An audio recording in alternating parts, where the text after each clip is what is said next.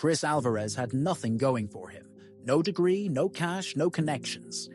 He was 23, working night shifts at a gas station in Albuquerque, living out of a busted Honda Civic, and slowly losing whatever was left of his belief in the American dream. He wasn't lazy. He worked 60-hour weeks, but every time rent was due, he came up short.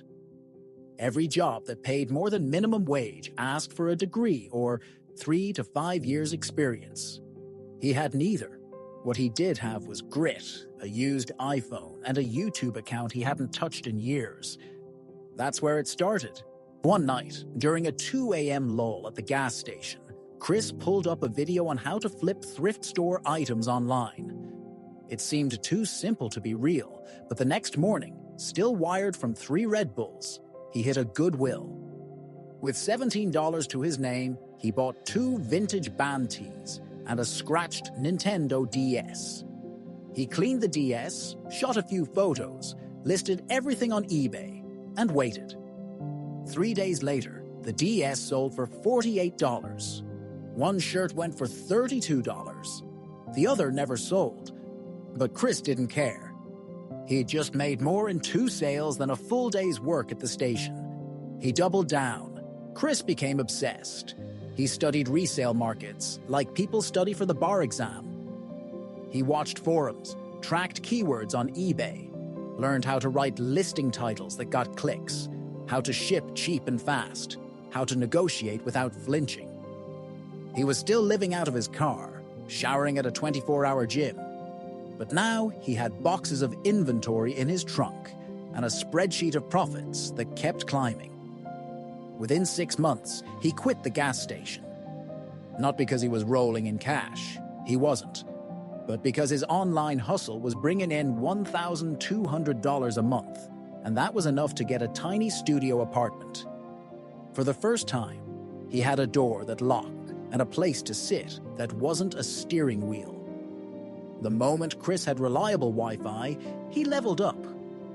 He taught himself how to build a Shopify store. Then he taught himself copywriting and Facebook ads. He transitioned from flipping thrift store items to creating a niche brand, retro gaming accessories.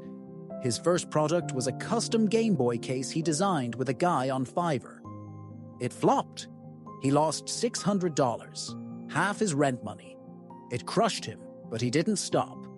He found a new supplier, rebranded, learned from customer feedback, took better product photos, focused on storytelling.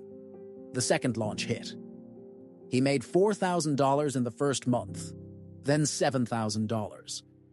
By month 4, he had a full-blown online store with repeat customers and viral TikToks reviewing his stuff. Chris didn't beat the system by playing its game. He beat it by refusing to play at all. No degree, no formal training, no investors.